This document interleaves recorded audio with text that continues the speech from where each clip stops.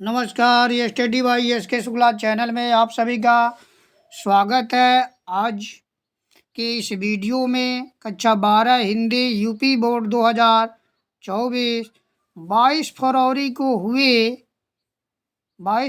को हुए Hindi paper Hindi 302 DH paper का एनालिसिस करेंगे। विलंब से पेपर एनालिसिस कराने के लिए मुझे खेद है। मैं आप लोगों को बता देना चाहता हूँ कि घर पर न होने के कारण पेपर एनालिसिस कराने में विलंब हुआ है। तो आइए देखते हैं।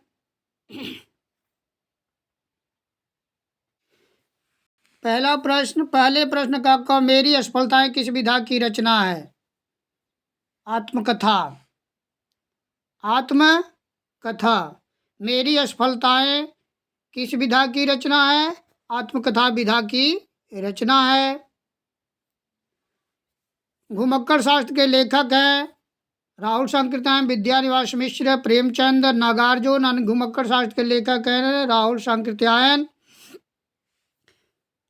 निम्नलिखित में से कौन सा उपन्यास जैनेन्द्र द्वारा लिखित है? इरावती, ऋतुचक्र, सुनीता, निर्मला। जैनेन्द्र द्वारा लिखित उपन्यास है सुनीता। नेक्स्ट, ब्राह्मण पत्र का संपादन किया था भारतेंदु हरिचंद ने, प्रेमगन ने, प्रताप नारायण मिश्र ने, बालकृष्ण भट्ट ने। सही विकल्प है प्रताप नारायण मिश्र ने। ब्राह्मण पत्रिका का संपादन प्रताप नारायण मिश्र ने किया था। चिंतामणि रचना के लेखक हैं महावीर प्रसाद द्विवेदी, रामचंद्र शुक्ल, हजारी प्रसाद द्विवेदी, डॉक्टर नगेंद्र। चिंतामणि रचना के लेखक हैं रामचंद्र शुक्ल। चिंतामणि रचना के लेखक हैं रामचंद्र शुक्ल। दूसरा प्रश्न, दूसरे का अयोध्या सिंह उपाध्याय हरिऔध की रचना है कामायनी, वैदेही, वनवास, कश्मीर सुषमा, प्रेम माधुरी। अयोध्या सिंह उपाध्याय हरिऔध की रचना है वैदेही वनवास। दूसरे का सरोज स्मृति कविता के रचनाकार हैं सूर्यकांत त्रिपाठी, निराला, जयशंकर प्रसाद, सुमित्रानंदन पंत, महादेव वर्मा। सूर्यकांत त्रिपाठी, निराला। सरोज स्मृति कविता के रचनाकार है सूर्यकांत त्रिपाठी, निराला। उपमान मैले हो गए किसकी काव्य पंक्ति है? त्रिलोचन शास्त्री की, नागार्जुन की, मुक्तिबोध की। आगे की उपमान मैले हो गए किसकी पंक्ति है? अनगेय की।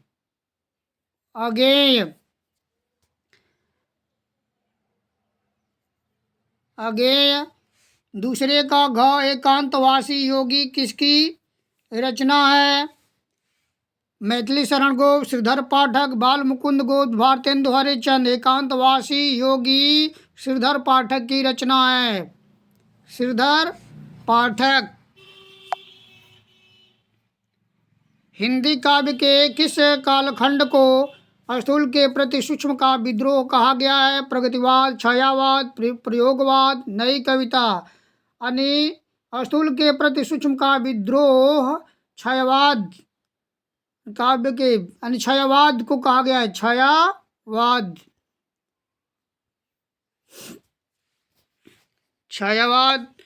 तीसरा प्रश्न है, दिए गए गद्यांश पर आधारित निम्नलिखित प्रश्नों के उत्तर दीजिए। गद्यांश देख लेंगे, इससे संबंधित प्रश्नों पर चर्चा करते हैं। उपयुक्त गद्यांश का संदर्भ लिखिए। तो संदर्भ आप लिखेंगे कि प्रस्तुत गद्यांश हमारी पाठ्य पुस्तक हिंदी गद्य खंड के पाठ राष्ट्र का स्वरूप पाठ से अवतरित है। इसके लेखक डॉक्टर वासुदेव शरण अग्रवाल जी हैं। तीसरे का राष्ट्रीय जन अपने मानसिक भावों को किन रूपों में प्रकट करते हैं? राष्ट्रीय जन अपने मानसिक भावों को साहित्य, कला, नृत्य, गीत, आमोद प्रमोद अनेक रूपों में प्रकट करते हैं। शुरू से राष्ट्रीय जन अपने मानसिक भावों को किन रूपों में, तो यहाँ लिख लेंगे साहित्य, कला, नृत्य, गीत, आमोद प्रमोद, अनेक रूपों में प्रकट करते हैं। तीसरा प्रश्न है रेखांकित अंश की व्याख्या कीजिए। तो रेखांकित अंश की व्याख्या हेडिंग बना करके लिखेंगे जो व्यक्ति सहृदयी हैं, जो व्यक्ति उदार हैं, वह प्रत्येक संस्कृति के आनंद को स्वीकार करते हैं और उससे आनंदित होते हैं। आंतरिक आनंद की दृष्टि से किनमें एक सूत्रता है? आंतरिक आनंद की दृष्टि से वह प्रत्येक संस्कृति के आनंद पक्ष को स्वीकार करता है। इस प्रकार उदार भावनाएं विविध है। यहाँ से देखेंगे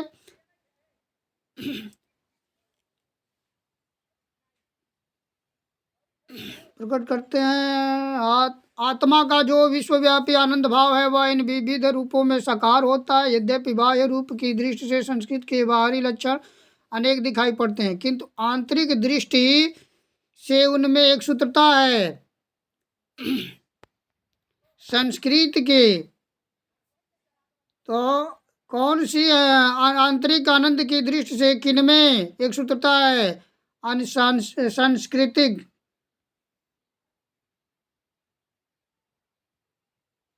संस्कृत के बाहरी लक्षण भले ही संस्कृत के बाहरी लक्षण अनेक दिखाई पड़ते हैं, किंतु आंतरिक दृष्टि से उनमें एक सूत्रता है। एक सूत्रता है। उसके बाद कौन सी भावना राष्ट्र के लिए स्वास्थ्यकर है? कौन सी भावना? अनुदार भाव लास्ट में इस प्रकार की उदार भावना, यानी संस्कृत के प्रति उदार भावना विविध जनों से बने हुए राष्ट्र के लिए स्वास्थ्यकर है। स्वास्थ्यकर है उदार भावना विविध जनों से। अथवा पुष्पित अशोक को देखकर मेरा मन उदास हो जाता है, यानी स्पष्ट हो गया है कि यह अशोक के फूल से है। उपयुक्त गद्यांश का संदर्भ लिखिए। तो संदर्भ लिखकर अब हेडिंग बनाकर लिखेंगे कि प्रस्तुत गद्यांश हमारी पाठ्य पुस्तक हिंदी गद्य खंड के पाठ अशोक के फूल से अवतरित है। इसके लेखक डॉक्टर हजारी प्रसाद द्विवेदी जी हैं।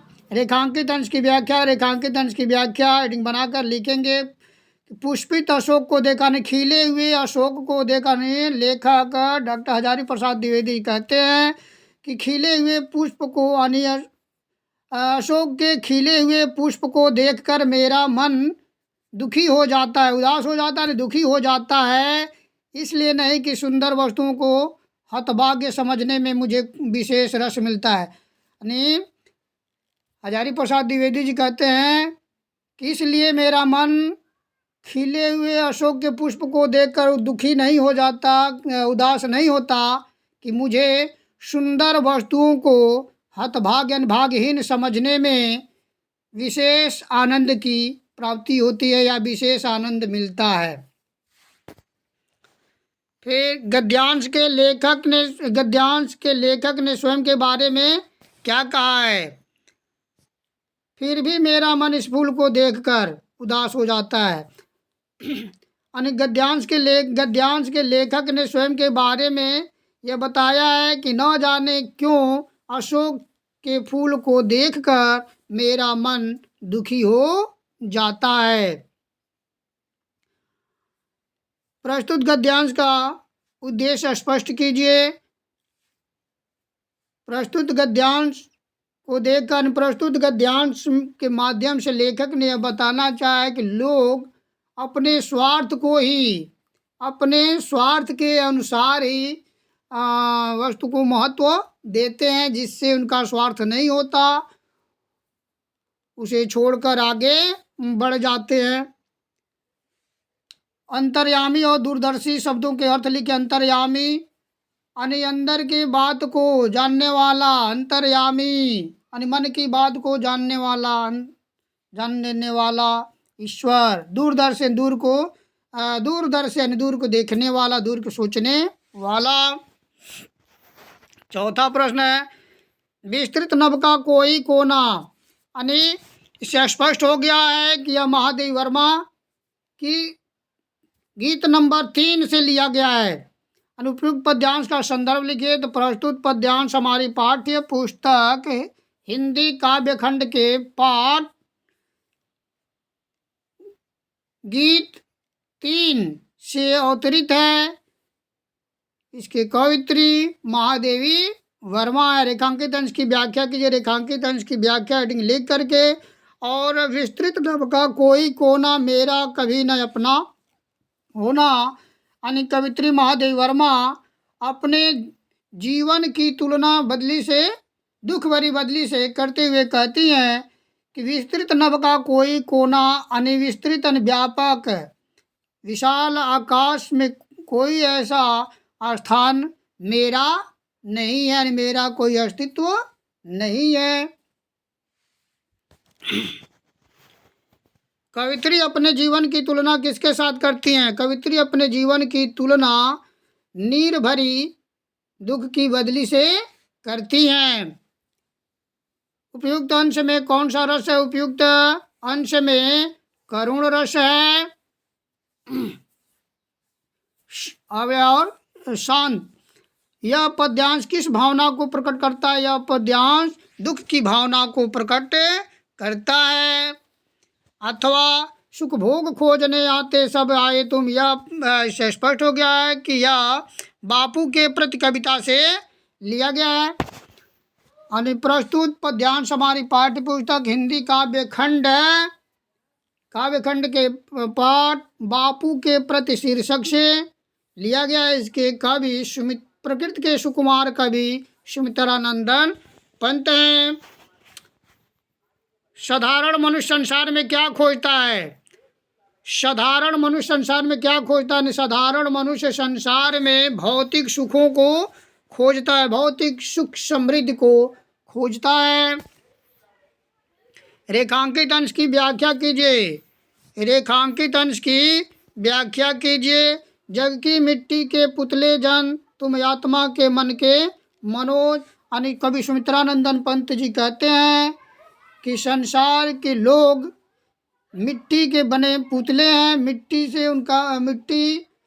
से शरीर का निर्माण होता है और पूरा मिट्टी में ही मिल जाते हैं। किंतु हे बापू, आप आत्मा और मन के कामदेव हो।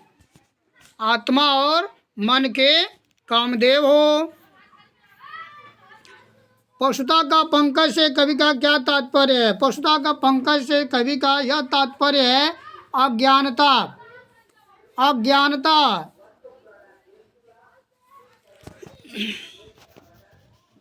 स्पर्धा और नम्र ओज शब्दों के अर्थ लिखिए। स्पर्धा यानी प्रतियोगिता, नम्र ओज यानी विनम्र, ओज शक्ति या कांति। पांचवा प्रश्न है निम्नलिखित में से किसी एक लेखक का साहित्यिक परिचय देते हुए उनकी रचनाओं का उल्लेख करें। इसके बारे में हमने बताया है। उम्मीद है कि आप लोग सही तरीके से लिखे होंगे। आगे बढ़ते हैं। निम्नलिखित कवियों में से किसी एक कवि का साहित्यिक परिचय देते हुए उनकी प्रमुख रचनाओं का उल्लेख कीजिए। मैथिली शरण गुप्त, सुमित्रानंदन पंत और सच्चिदानंद हीरानंद वात्स्यायन। आगे चलिए। ध्रुव यात्रा अथवा बहादुर कहानी के उद्देश्य पर प्रकाश डालिए। इसका भी अभ्यास कराया गया था, बताया गया था। उम्मीद है कि आप लोग लिखे होंगे। सातवां जो प्रश्न है सो पठित कर। तो अलग अलग जिले में अलग अलग खंड का काव्य पढ़ाया जाता है। अपने वहाँ रश्मि रथी खंड काव्य पढ़ाया जाता है। रश्मि रथी से 2 प्रश्न हैं। रश्मि रथी खंड काव्य का कथानक लिखिए। रश्मि रथी के नायक कर्ण का चरित्र लिखिए।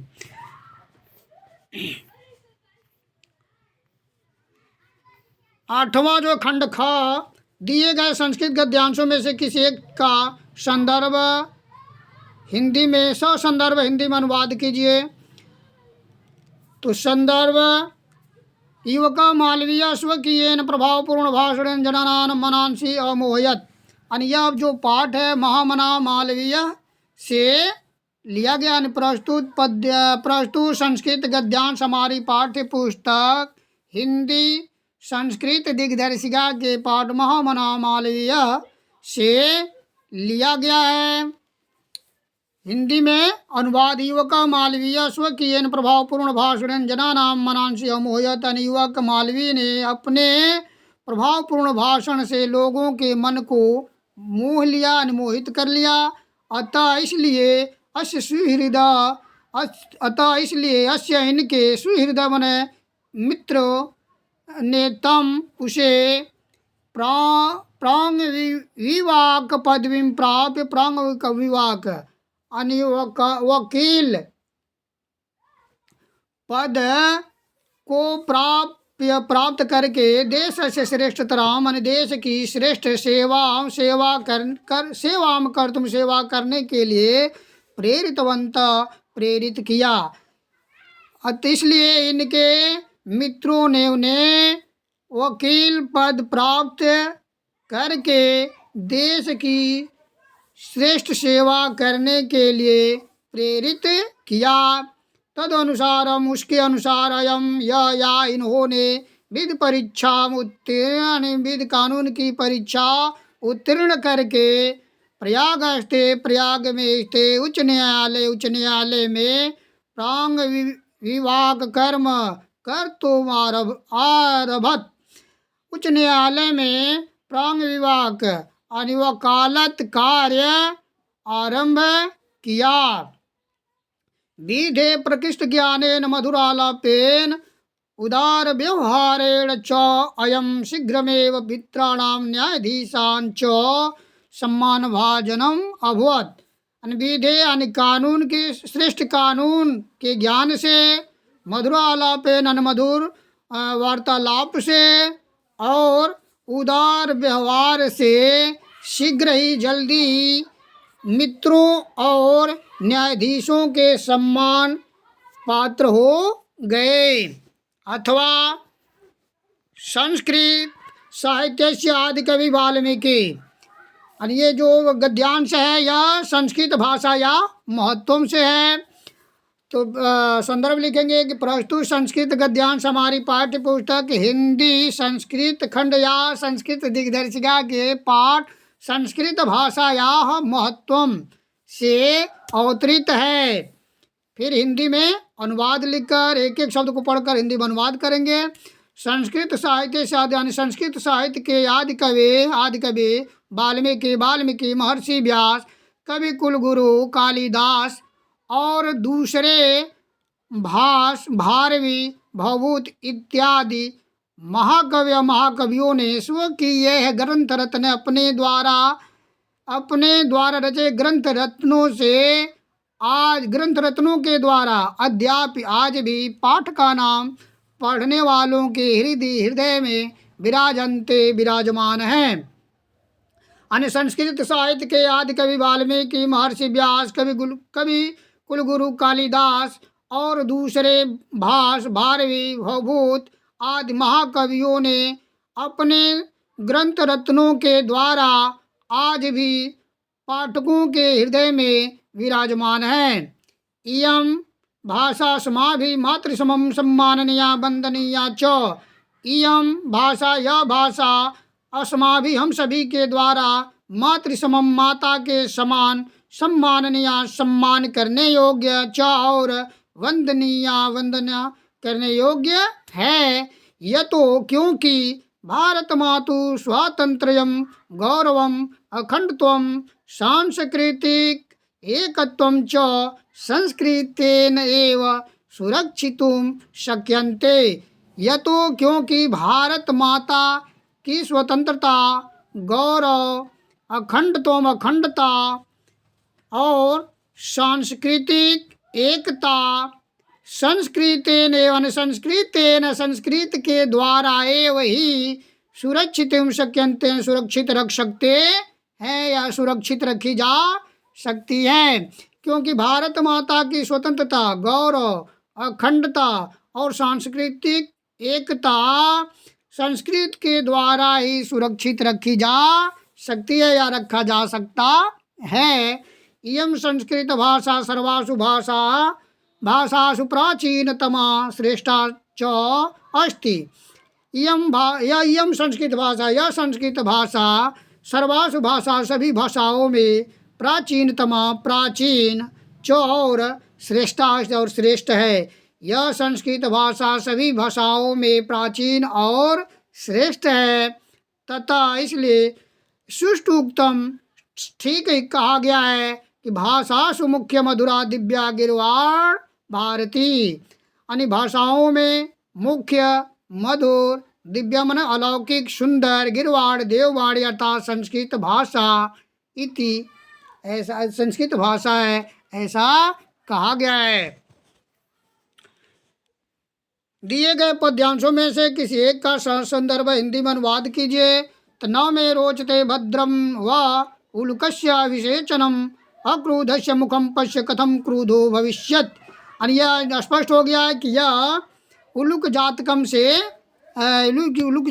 है। तो संदर्भ लिखेंगे प्रस्तुत संस्कृत पद्यांश हमारी पाठ्य पुस्तक हिंदी संस्कृत दिग्दर्शिका के पाठ उलुक जातकम से लिया गया है। उलुक जातकम से लिया गया है। फिर हिंदी में अनुवाद लिखेंगे न मे रोचते भद्रम व उलुकस्य अविशेषणम। यानी कौवा द्वारा कहा गया है कि मुझे अच्छा नहीं लगता उल्कस्य अविशेषण माने उल्लू का राज्याभिषेक मुझे अच्छा नहीं लगता। अक्रोधस्य मुखम पश्य यानी क्रोध रहित इसके मुख को देखो। कथम क्रुद्धो भविष्यत क्रोधित होने पर इसका मुख कैसा होगा। अथवा जल बिंदु निपातेन क्रमशः पूर्यते घट्ट स हेतु सर्व विद्यानाम धर्मस्य च धनस्य च। यह सुभाषित रत्नानि से है। हमने कहा था कि 99% मान कर चलिए कि एक उससे आएगा। जल तो आप संदर्भ लिखेंगे कि प्रस्तुत संस्कृत पद्यांश हमारी पाठ्य पुस्तक हिंदी संस्कृत दिग्दर्शिका के पाठ सुभाषित रत्नानि से लिया गया या अवतरित है। हिंदी अनुवाद जल बिंदु निपातेन क्रमशः पूर्यते घटा। क्रमशः जल की बूंद गिरने से घड़ा भर जाता है। स हेतु स मन व हेतु मन कारण वही कारण। यानी जिस प्रकार जल की एक एक बूंद गिरने से घड़ा भर जाता है उसी प्रकार निरंतर परिश्रम करने से सभी ज्ञान धर्म और धन संग्रहित हो जाते हैं या हो जाता है।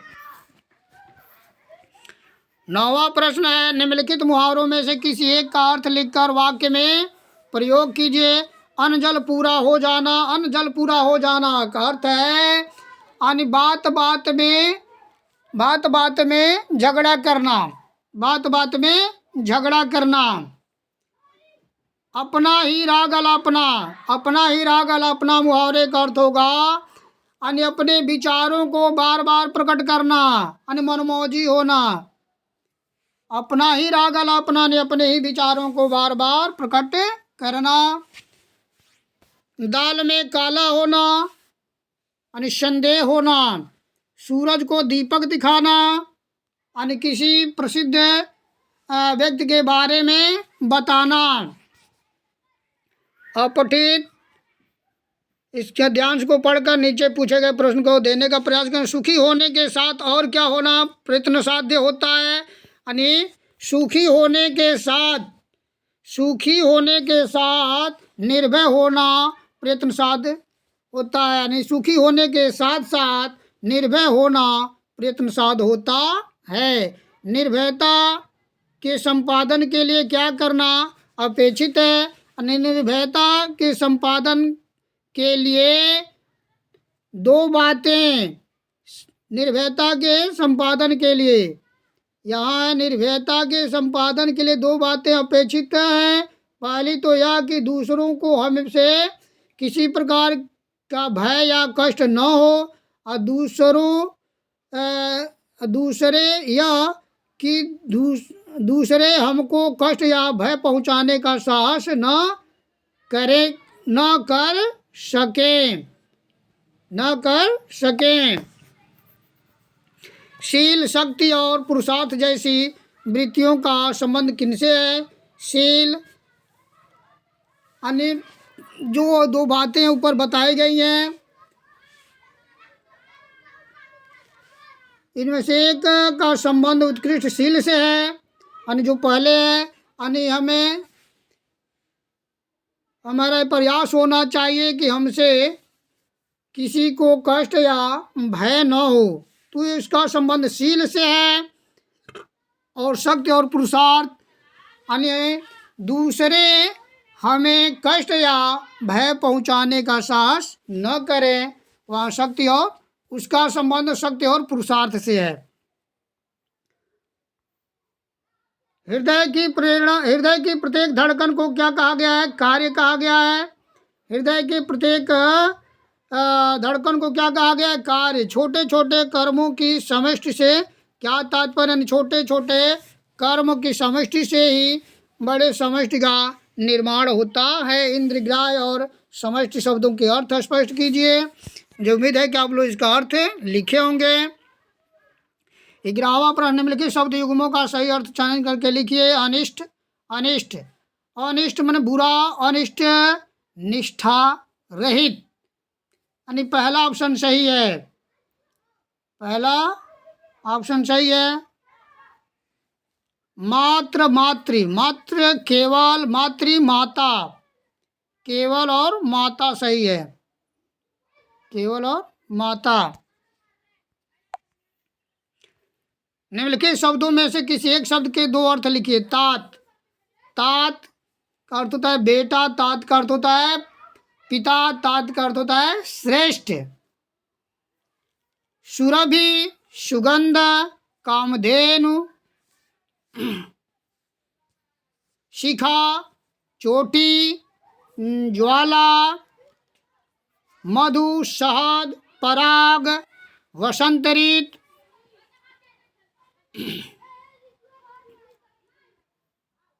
निम्नलिखित वाक्यांशों के लिए एक शब्द का चयन करके लिखिए।